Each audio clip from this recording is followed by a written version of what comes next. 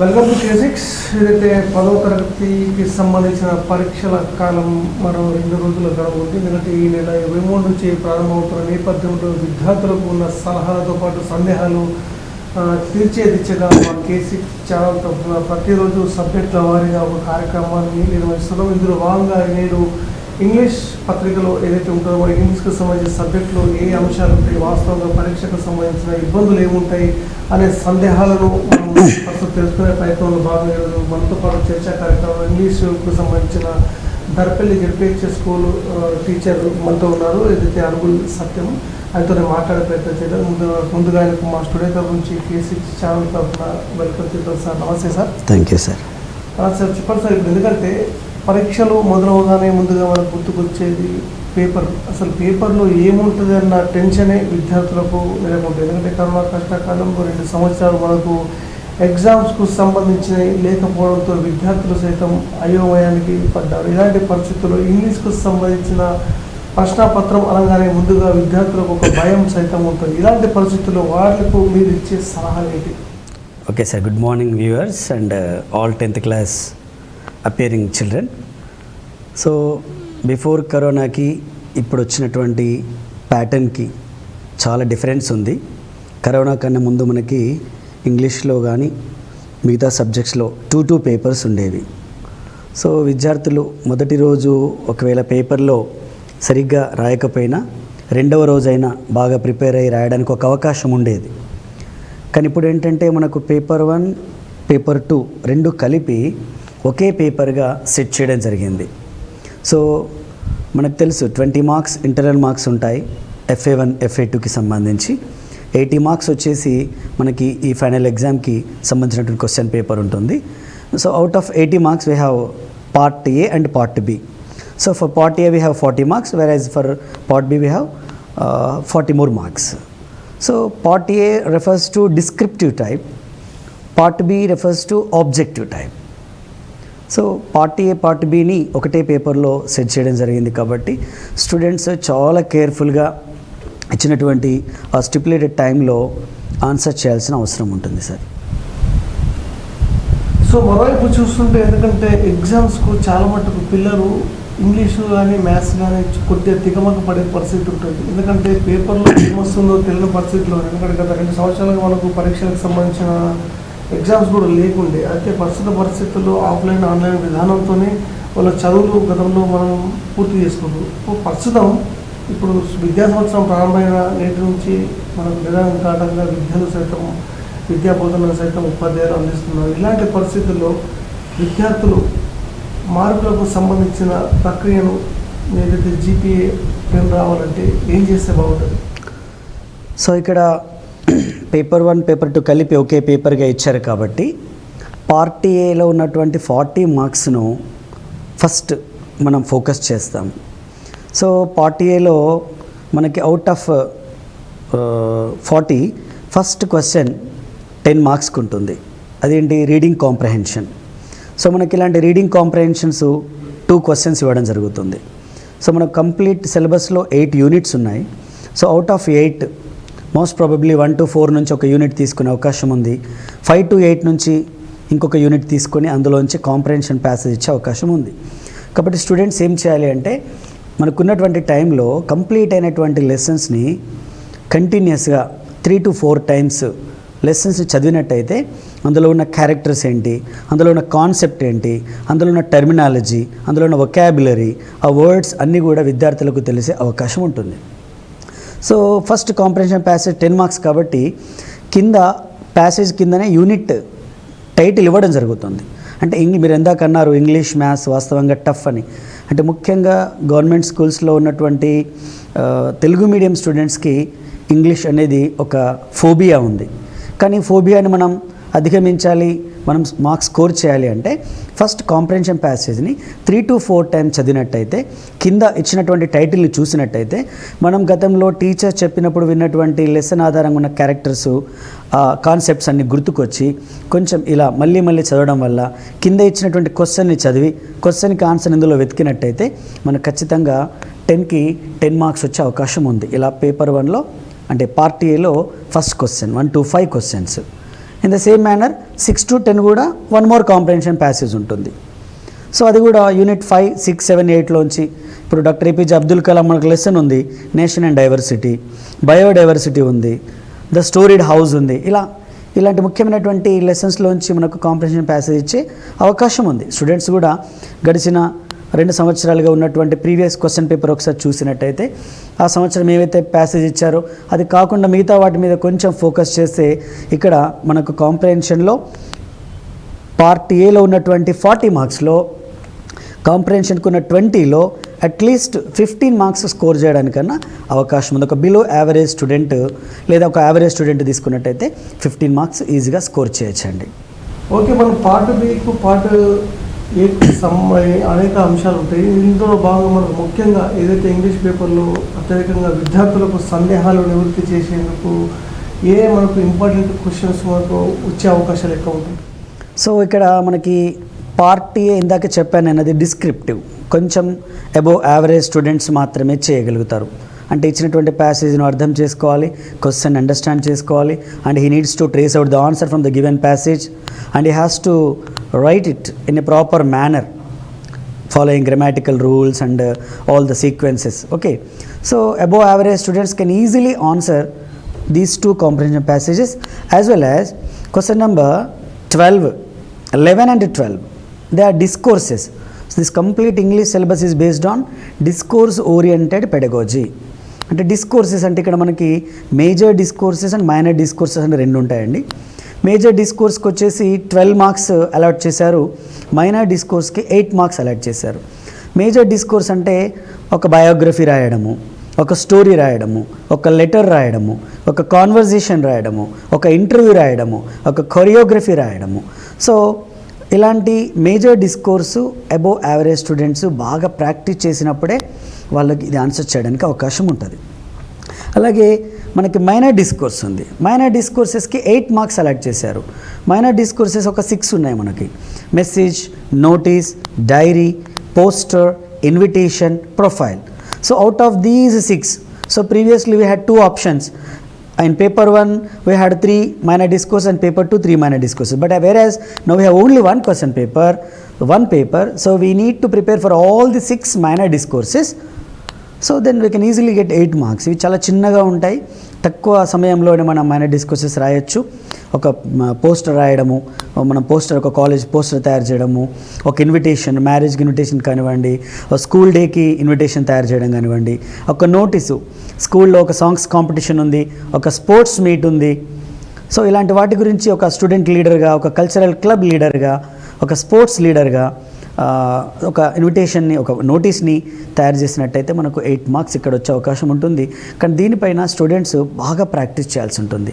ఎందుకంటే ఇక్కడ ఇది డిస్క్రిప్టివ్, ఇందాక చెప్పాను నేను, సెంటెన్స్ ఫ్రేమింగ్ బాగుండాలి, గ్రామర్ మిస్టేక్స్ లేక ఉండాలి, పంక్చుయేషన్ మార్క్స్ ఫాలో కావాలి, దానికి ఒక లేఅవుట్ ఉంటుంది, ఎక్కడ ఏది ఉండాలి, లెటర్ అయితే స్టేషన్ అండ్ డేట్ ఎక్కడ ఉండాలి, సాల్యుటేషన్ ఎక్కడ ఉండాలి, బాడీ ఆఫ్ ద లెటర్ ఎక్కడ ఉండాలి, సబ్స్క్రిప్షన్ ఎలా ఉండాలి, సూపర్స్క్రిప్షన్ ఎలా ఉండాలి. సో అన్ని పార్ట్స్ని మనం సిస్టమేటిక్గా ఫ్రేమ్ చేసినట్టయితే మనకి మ్యాక్సిమం మార్క్స్ స్కోర్ అయ్యే అవకాశం ఉంటుంది. సో ఓవరాల్గా పార్ట్ ఏలో 40కి కాంప్రహెన్షన్ ఇందాక చెప్పినట్టు ఒక 5 పోయినప్పటికీ ఒక 15 మార్క్స్ వచ్చిన, ఇక్కడ 20కి డిస్కోర్సెస్కి ఇక్కడ ఒక 15 మార్క్స్ వచ్చిన, ఓవరాల్గా పార్ట్ ఏలోనే మనం లీస్ట్గా 30 మార్క్స్ ఈజీగా ఒక యావరేజ్ స్టూడెంట్, ఒక తెలుగు మీడియం స్టూడెంట్, ఒక గవర్నమెంట్ స్కూల్ స్టూడెంట్ స్కోర్ చేసే అవకాశం ఉంటుందని నేను భావిస్తున్నాను. ఓకే, ఎందుకంటే మనం చూస్తున్నాం గడిచిన 2 సంవత్సరాలు ఎంత విద్యా వ్యవస్థను చిన్నభిన్నం చేసిందో, యావత్తు ప్రపంచాన్ని వణికించింది కరోనా మహమ్మారి. ఇలాంటి పరిస్థితుల్లో విద్యా సంవత్సరం ప్రారంభమైన నుండి కొన్ని ఆటుపోటు మట్లను ఎక్కుమట్టుకు విద్యార్థులు తలెత్తారు. సో సిలబస్ పరంగా చూస్తుంటే విద్యార్థులకు ఎలాంటి ఇబ్బందులు ఏమైనా తలెత్తాయా? వాస్తవంగా మీరు అన్నట్టు కోవిడ్ వల్ల విద్యార్థులు స్కూల్కి రెగ్యులారిటీ అయిపోయింది, స్కూల్స్ క్లోజ్ కావడం, ఆన్లైన్ క్లాసెస్. ఆన్లైన్ అంటే దాదాపు నిజంగా నేను అంటుంటాను నో లైన్ అని చెప్పి, పేరుకి online but they are on the no line అనమాట. ఎక్కువ మంది విద్యార్థులు ఆన్లైన్లో బెనిఫిట్ పొందలేదు. Very 10 to 20% creamy students, those who are very much interested, whose parents are very much concerned about their children, such children are benefited through online classes. So the rest of the children, frankly speaking, వాస్తవంగా ఏం జరగలేదని చెప్పొచ్చు. కాబట్టి పిల్లలు చాలా కాంపిటెన్సీస్లో వెనుకబడిపోయారు. ఇక government స్కూల్లో పరిస్థితి అయితే చాలా ఇబ్బందికరమైన పరిస్థితి అని చెప్పొచ్చు. పేరెంటల్ బ్యాక్గ్రౌండ్స్ కానివ్వండి, ఫ్యామిలీ బ్యాక్గ్రౌండ్స్ కానివ్వండి, ఎకనామికల్ క్రైసిస్ కానివ్వండి, కోవిడ్లో పిల్లలు చాలామంది పనులకు వెళ్ళడం, బడికి రెగ్యులర్గా రాకపోవడం, ఆ ఇర్రెగ్యులారిటీ ఇవన్నీ కూడా ఈ 10th క్లాస్ ఫైనల్ ఎగ్జామ్స్ పైన ప్రభావం చూపుతున్నాయని భావిస్తున్నాను. అందుకే కావచ్చు మరి ప్రభుత్వము, మిగతా పెద్దలు, మేధావులందరూ సింగిల్ పేపర్ చేసి పిల్లల్ని కొంచెం సులభంగా ఎగ్జామ్స్ నుంచి బయటపడేటట్టు ప్లాన్ చేశారని నేను భావిస్తున్నానండి. కాబట్టి ఈ కాంపిటెన్సీస్ ఏవైతే ఉన్నాయో పేపర్ 1, పేపర్ 2 ఉన్నటువంటిది ఇప్పుడు పార్ట్ ఏ, పార్ట్ బిగా ఒకే పేపర్గా మారింది. కాబట్టి పార్ట్ ఏలో కొంచెం కఠినమైనటువంటి ప్రశ్నలు ఉన్నప్పటికీ పార్ట్ బి మీద కొంచెం ఫోకస్ చేస్తే పిల్లలు చాలా సులువుగా గట్టెక్కే అవకాశం ఉంటుందండి. ఓకే, ఎందుకంటే మనం చూస్తున్నాం భావితరాలకు విద్యార్థుల భవిష్యత్తుకు నాందిగా మారే 10th క్లాస్కు సంబంధించిన ఎగ్జామ్స్ ప్రక్రియ ఇప్పుడు మనకి 23 నుంచి మొదలవుతున్న నేపథ్యంలో విద్యార్థులకు ప్రధానంగా ఇంగ్లీష్ పేపర్లో మనకి ఏ అంశాలు ఎక్కువగా ప్రభావితం చేసే ఆస్కారం ఉంటుంది, వీటి మీద మనం ముఖ్యంగా ఫోకస్ చేయాల్సిన అవసరం ఉంటుంది చెప్పొచ్చా? సో దీంట్లో మనకు ముఖ్యంగా అండి పార్ట్ బిలో 40 మార్క్స్ ఉంది. పార్ట్ బి కూడా ఇందులో మనకి కాంప్రహెన్షన్ ఆఫ్ ఎ పోయం ఉంది. ఇది వాస్తవంగా చాలా టఫ్. పోయం అండర్స్టాండ్ చేసుకోవడం ఒక రకంగా కష్టం అనుకుంటే, పోయంని అండర్స్టాండ్ చేసుకోవడము, ఇచ్చినటువంటి క్వశ్చన్స్కి ఆన్సర్ అందులో ట్రేస్ అవుట్ చేయడము ఒక యావరేజ్, బిలో యావరేజ్ స్టూడెంట్స్కి కొంచెం డిఫికల్ట్ టాస్కే. అయినప్పటికీ continuous practice will fetch them good marks. And one more question మనకి ఎడిటింగ్ ఉంటుంది. ఎడిటింగ్ లేదా ఎర్రర్స్ అంటే ఇచ్చినటువంటి క్వశ్చన్స్లో కంప్లీట్ సెంటెన్స్లో ఎక్కడో చోట ఒక ఎర్రర్ ఉంటుంది. దాన్ని ఎర్రర్ని ఫైండ్ అవుట్ చేయడము and we have to edit it, means correct it, గుర్తుపట్టడము, దాన్ని సరి చేయడము. ఇది కూడా ఒక 5 మార్క్స్ ఉంటుంది. ఈ 10 మార్క్స్ కొంచెం టఫ్ టాస్క్గా చాలామంది పిల్లలు భావిస్తారు. కానీ ఇంగ్లీష్ పైన కొంచెం లాంగ్వేజ్ ఎబిలిటీస్ ఉన్నవాళ్ళు, అండర్స్టాండింగ్ కెపాసిటీ ఉన్నవాళ్ళు ఈ 10 మార్క్స్ని ఈజీగా పొందే అవకాశం ఉంటుంది. రెస్ట్ ఆఫ్ ద 30 మార్క్స్ వాస్తవంగా స్టూడెంట్స్కి ఇక్కడే ఫెచింగ్ మార్క్స్ అనమాట. ఇక్కడ ఏంటంటే మనకు 23 to 27 ఫంక్షనల్ గ్రామర్ ఉంటుంది. ఈ ఫంక్షనల్ గ్రామర్లో ఏంటంటే ఇఫ్ క్లాస్తో కానివ్వండి, ఒక యాక్టివైజ్ ప్యాసివైజ్ కానివ్వండి, ఒక డైరెక్ట్ ఇండైరెక్ట్ స్పీచ్ కానివ్వండి, ఒక క్వశ్చన్ ట్యాగ్ కానివ్వండి, neither Nar, either are, not only but also, though although, ఇలా కంజంక్షన్స్తో సెంటెన్సెస్ని కలపడం లాంటివి, ఇలాంటి ఫంక్షనల్ గ్రామర్ ఉంటుంది. ఇది ఎవరైతే రెగ్యులర్గా టెక్స్ట్ బుక్ రీడింగ్ చేస్తూ టీచర్స్ యొక్క లాంగ్వేజ్ పైన లిసనింగ్ చేస్తూ ప్రాక్టీస్ చేస్తారో అలాంటి వాళ్ళు వీటిని సులభంగా ఆన్సర్ చేయగలరు. సో ఇక్కడ మనకి 10 మార్క్స్ ఉంది ఫంక్షనల్ గ్రామర్స్కి. కాబట్టి rest of the 20 marks 28 to 32 choosing the right word. అంటే ఇక్కడ మల్టిపుల్ చాయిసెస్ ఉంటాయి. సో 4 ఆప్షన్స్లో ఖచ్చితంగా ఆన్సర్ అక్కడ ఉంది. ఆ 4 ఏదో ఒకటి ఆన్సర్ ఖచ్చితంగా ఉంటుంది. కాబట్టి ఒక 2-3 సార్లు చదివి, రిపీటెడ్గా చదివి వాళ్ళ యొక్క ప్రీవియస్ నాలెడ్జ్ని ఒకసారి రికాల్ చేసుకున్నట్టయితే అక్కడ ఉన్నటువంటి సెంటెన్స్లో ఉన్నటువంటి బ్లాంక్లో ఉన్నటువంటి ఆన్సర్కి ఆ మల్టిపుల్స్లో ఉన్నటువంటి 4 ఆప్షన్స్లో ఒకటి ఖచ్చితంగా సెట్ అయ్యే అవకాశం ఉంటుంది. అలాగే 33 to 37 కరెక్టింగ్ ద వర్డ్స్ ఉంటుంది. సో అక్కడ 2 ఆప్షన్స్ ఉంటాయి. దాంట్లో ఆన్సర్ ఏదో ఒకటి, వాస్తవంగా చెప్పాలంటే ఖచ్చితంగా ఒక ఆన్సర్ ఉంది అందులో. కాబట్టి స్టూడెంట్స్ కొంచెం లాజిక్గా ఉపయోగించినట్టయితే ఆ ఆన్సర్ని కూడా ఈజీగా చేయొచ్చు.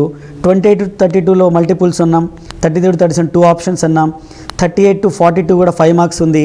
Correct form of the word, అక్కడ ఒక వర్డ్ ఇస్తాడు, ఆ వర్డ్ ఇచ్చాక దాని యొక్క కరెక్ట్ ఫామ్ రాయమని చెప్తారు.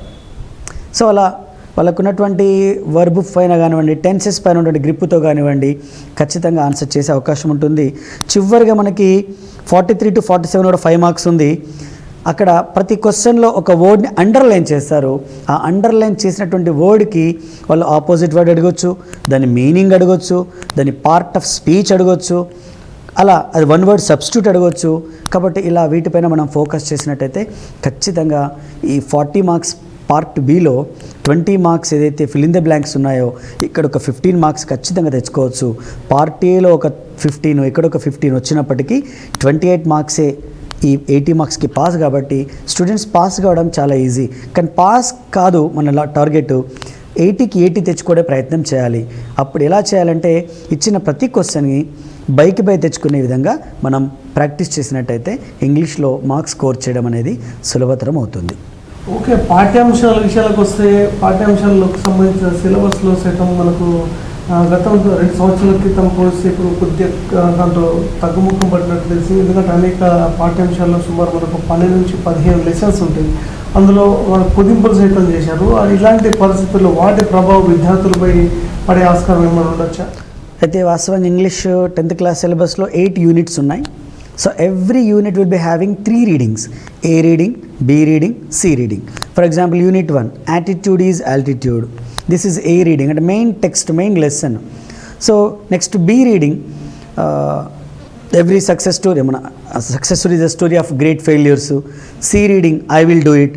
ఇలా ప్రతి రీడింగ్కి యూనిట్కి 3 రీడింగ్స్ ఉన్నాయి. సో ఓవరాల్గా 8 యూనిట్స్లో మనకి 2 యూనిట్స్ని కంప్లీట్గా డిలీట్ చేశారంటే టెక్స్చువల్ టీచింగ్ లేకుండా ఓన్లీ ప్రాజెక్ట్ ఓరియంటెడ్గా తీసుకున్నారు. కాబట్టి స్టూడెంట్స్ ఆ 2 యూనిట్స్ ఏవైతే వాళ్ళకి తెలుసు ఆల్రెడీ 2 and 4 యూనిట్స్, సో ఆ యూనిట్స్ నుంచి ప్రాజెక్ట్స్ మనం రెగ్యులర్ స్కూల్స్లో మనం చేసేసాం. So rest of the 6 units పైన మనం ఫోకస్ చేసినట్టయితే we can easily answer comprehension, we can easy answer all grammatical related questions, we can easily answer editings. So in this way children can easily get the marks in a successful manner, sir. Okay Satyam గారు, ప్రస్తుతం పరిస్థితుల్లో సామాజిక మాధ్యమాలు సైతం విద్యార్థులపై అనేక ప్రభావం చూపాయి. ఇలాంటి పరిస్థితుల్లో ఆ ప్రభావం ఇప్పుడు ప్రస్తుతం ఈ పరీక్షా విధానంలో సైతం చూపే ఆస్కారం ఉంటుంది. ఎందుకంటే చాలా మట్టుకు విద్యార్థులు అనేకంగా సెల్ ఫోన్లకే పరిమితం అయ్యే పరిస్థితి నెలకొంది. ఇలాంటి పరిస్థితుల్లో మీరు వాళ్ళకి ఇప్పుడు ప్రస్తుత ఎగ్జామ్స్ పీరియడ్ కాబట్టి వాళ్ళకి మీరు ఇచ్చే సూచనలు? సో వాస్తవంగా కోవిడ్లో పిల్లలందరూ ఆన్లైన్ క్లాసులు అని చెప్పి ఫోన్స్కి కనెక్ట్ అయ్యారు. ఆ కనెక్షన్ వచ్చేసి అడిక్షన్ అయిపోయింది. కనెక్ట్ అయిన చిల్డ్రన్ ఇప్పుడు అడిక్ట్ అయిపోయారు. ఫోన్స్ లేకపోతేనే ఏడ్చే పరిస్థితికి వచ్చింది. కాబట్టి I request all the parents, please at least during these examinations time please keep the phones away from your children. పిల్లల నుంచి ఫోన్స్ దూరంగా ఉంచండి. పిల్లలు కూడా ఎక్కువ మార్కులు సాధించాల్సి అంటే ఫోన్స్, టీవీల పైన దృష్టి మరలించకుండా టెక్స్ట్ బుక్స్ పైన, మన గ్రామర్ టాస్క్ల పైన, రీడింగ్ కాంప్రహెన్షన్స్ పైన, వొకాబులరీ పైన మనం ఫోకస్ చేసినట్టయితే మనం ఎక్కువ మార్క్స్ స్కోర్ చేసే అవకాశం ఉంటుంది. లేకపోతే ఫోన్స్ వల్ల మీ యొక్క మైండ్ స్టోరేజ్ నిండిపోతుంది, మన ర్యామ్ నిండిపోతుంది, మన మెమరీ నిండిపోతుంది. కాబట్టి పనికిరానివి నింపుకొని పనికొచ్చి వదిలేయడం కంటే మనకు అవసరమైనటువంటి సిలబస్ను, సబ్జెక్ట్స్ని పెంచుకున్నట్టయితే ఎక్కువ మార్క్స్ స్కోర్ చేసే అవకాశం ఉంటుంది, సార్. ఓకే, చివరిగా మనం చూస్తుంటే ఇంటర్నల్కి సంబంధించిన మార్కుల ప్రభావం అత్యధికంగా విద్యార్థులు ఎక్కువ దాని మీదనే ఆధారపడుతూ ఉంటారు. ఇలాంటి పరిస్థితుల్లో వాటి ప్రభావం విద్యార్థులపై పడే ఆస్కారం సైతం ఉంటాయి. ఎందుకంటే 80+20 మార్క్స్ అంటే కూడా మనం దాంట్లో 30 మార్కులు ఇంటర్నల్ మార్క్సే ఉంటాయి కదా. దాని ప్రభావం సైతం మనకు విద్యార్థులకు ఎలాంటి మనం దిక్సూచి ఇచ్చే ఆస్కారం ఉండొచ్చు? అయితే వాస్తవంగా సార్ మనకి ఫైనల్ ఎగ్జామ్స్కి 80 మార్క్స్ ఉన్నాయి, ఇంటర్నల్ మార్క్స్కి 20 మార్క్స్. కానీ ఆ 20లో స్టూడెంట్ పాస్ కావడానికి మినిమం 7 మార్క్స్ రావాలి. పిల్లలకి మనం రైటింగ్ యాక్టివిటీస్ ఇచ్చాం, ప్రాజెక్ట్స్ ఇచ్చాం, బుక్ రివ్యూస్ ఇచ్చాము, టెస్ట్ ఇచ్చాము. సో ఇలా 20 మార్క్స్లో 7 వస్తే స్టూడెంట్ స్కూల్లో ఇంటర్నల్ మార్క్స్లో పాస్ అయినట్టు లెక్క. ఫైనల్ ఎగ్జామ్స్లో out of 80 he needs to get 28. So 28 + 7 35. So ఏదేమైనప్పటికీ ఇంటర్నల్ మార్క్స్లో చాలామంది పిల్లలందరూ కూడా ఇష్టమున్న ఇష్టం లేకపోయినా భయానికో భక్తికో ఖచ్చితంగా అన్ని నోట్స్లు కంప్లీట్ చేశారు. కాబట్టి వాళ్ళకి 20కి 14, 15, 16 అలా బాగా చదివే పిల్లలకి 18, 19, 20లు కూడా వచ్చిన సందర్భాలు ఉన్నాయి. సో అది వాళ్ళు ఆల్రెడీ ఈ మార్క్స్ని వాళ్ళు స్టోర్ చేసి పెట్టుకున్నట్టే. సో ఈ ఫైనల్ ఎగ్జామ్స్లో మాత్రం మినిమం 28 వచ్చేస్తే ఈ 28కి ప్లస్ ఆ ఇంటర్నల్ మార్క్స్ కలుపుకుంటే వాళ్ళ యొక్క ఓవరాల్ స్కోర్ కింద మనం తీసుకోవచ్చు. ఓకే, చివరిగా చూస్తుంటే మనకు 10th క్లాస్ ఎగ్జామ్స్లో ప్రధానంగా మనకు ఇంగ్లీష్ పేపర్ అనేది చాలా కీలకం. అక్కడ నుంచే మనకు కౌంట్ డౌన్ స్టార్ట్ అవుతుంది విద్యార్థులకు. ఇలాంటి పరిస్థితుల్లో మీరు ఇంగ్లీష్తో పాటు అనేక అంశాలు, ఇప్పుడు మనకు 2 పేపర్లు ఇంకా ఎక్స్ట్రా ఉంటాయి. ఎందుకంటే English and mathematics and science ప్రధానంగా ఇంగ్లీష్తోనే మొదలవుతుంది కాబట్టి మనకు హార్డ్ వర్క్. ఇలాంటి పరిస్థితుల్లో మీరు విద్యార్థులకు ఏదైతే ఎగ్జామ్స్కి ప్రిపేర్ కావాలంటే ఎలాంటి ప్రికాషన్స్ ఇస్తారు? ఎందుకంటే మనకు ధైర్యం అని ఇచ్చేది మనకు ఇంగ్లీష్ పేపర్. అలాంటి పరిస్థితుల్లో వారికి మీరు ఇచ్చే ప్రధాన సూచనలు ఏంటి? వాస్తవంగా తెలుగు మీడియం కానీ ప్రభుత్వ పాఠశాలలో కానివ్వండి, తెలుగు హిందీ ఎగ్జామ్స్ ఎక్కడైనా సరే ప్రైవేట్లో కూడాను తెలుగు హిందీ ఎగ్జామ్స్కి ఉన్నటువంటి ఫియర్, ఫోబియా మిగతా తెలుగు హిందీకి ఉండదు. ఇంగ్లీష్ నుంచి మీరు అన్నట్టుగా ఆ ఫోబియా ప్రారంభమవుతుంది. కానీ నేను చెప్పేది ఏంటంటే ఎలాంటి ఫోబియాకు విద్యార్థులు గురికాల్సిన అవసరం లేదు, ఎలాంటి ఫియర్ తీసుకోవాల్సిన అవసరం లేదు. మీరు చాలా టెన్షన్ ఫ్రీగా ఉండండి, స్ట్రెస్ ఫ్రీగా ఉండండి, కాన్ఫిడెంట్గా ఉండండి. మీరు ఇప్పటి వరకు ప్రాక్టీస్ చేసినటువంటి యూనిట్స్ పైన, మీకున్నటువంటి టాస్క్ల పైన ఒకసారి రిక్యాప్చులేట్ చేసుకోండి, రికలెక్ట్ చేసుకోండి, మెమరైజ్ చేసుకోండి. మళ్ళీ ఖచ్చితంగా మీరు కాన్ఫిడెంట్గా వెళ్ళినట్టయితే 100% ఇంగ్లీష్ని బాగా ఆన్సర్ చేయగలరు. ఒకవేళ ఇంగ్లీష్ మీరు బాగా ఆన్సర్ చేస్తే దీని యొక్క ఇంపాక్ట్ మీరు ఇందాక అన్నట్టుగా మ్యాథమెటిక్స్ పైన, సైన్స్ పైన కూడా పడే అవకాశం ఉంటుంది. సో ఏ ఒక్కరోజు కూడా మనం మిస్ చేయాల్సిన అవసరం లేదు, భయపడాల్సిన అవసరం లేదు. ఇది సింగిల్ పేపర్ కాబట్టి మనకు వచ్చే మార్క్స్ అని మన రిజల్ట్ కూడా ప్రతి డే మన రిజల్ట్ని డిసైడ్ చేస్తుంది. పాతలాగా గతంలో లాగా పేపర్ 1 వేరు, పేపర్ 2 వేరు కదా, పేపర్ 1లో బాగా రాకపోయినా పేపర్ 2 బాగా రాస్తే అయిపోతుంది అని అనుకునే అవకాశం లేదు. ఒకటే పేపర్ కాబట్టి ఎవ్రీడే కూడా మనకి ఇంపార్టెంటే. సో ప్రతి పేపర్ని కూడా సరిగా ఆన్సర్ చేద్దాం, ఇంగ్లీష్ యొక్క భయాన్ని తొలగించుకుందాం. సక్సెస్ఫుల్ మార్క్స్తో, మంచి మార్కులతో పాఠశాల విద్యాశాఖ నుంచి మనం ఉన్నత చదువులకు వెళ్ళాలని భావిస్తున్నాను. థ్యాంక్ యూ వెరీ మచ్ సత్యం గారు. ఇది చూస్తున్నాం, ఎందుకంటే ఇంగ్లీష్లో మనం రాణించాలంటే ముందుగా మనకు టఫ్ అయ్యే పేపర్ ఇంగ్లీష్తోనే మనకు 10th క్లాస్లో మొదలవుతుంది. ఎందుకంటే దాని తర్వాత మనకి మ్యాథమెటిక్స్, సోషల్ అనేది కాస్త ఇబ్బందికర పరిస్థితులు సైతం ఉంటాయి. ఎందుకంటే ఇంగ్లీష్లో మనం ధారాళంగా చదివినప్పుడు కూడా దాన్ని వ్యత్యాసం మనకు ఎగ్జామ్ పేపర్లో అనేక అంశాలు సైతం ఉంటాయి. వాటిని అధిగమించినప్పుడు మనం పూర్తి స్థాయిలో మనకు ఎగ్జామ్స్లో ప్రిపేర్ అయ్యి ముందుకు పోయాల్సిన అవసరం ఉంది. ఎందుకంటే GPA 10 సాధించాలంటే పట్టుదల అనేది కంపల్సరీగా ఉంటుంది. ఎందుకంటే పట్టుదలతో ఏదైనా మనం సాధించే ఆస్కారం సైతం ఉంటుంది. కాబట్టి ఇంగ్లీష్లో మంచి మార్కులు సాధించి మనం ఇంత ముందుకు పోవాలని చెప్పేసి మా K6 ఛానల్ తరఫున మేము కోరుతున్నాం. ఇది ఇలాంటి ఇంగ్లీష్ పేపర్ కార్యక్రమం. రేపటి కార్యక్రమం మళ్ళీ కలుసుకుందాం. అంతవరకు చూస్తూ ఉండండి మీ K6 న్యూస్.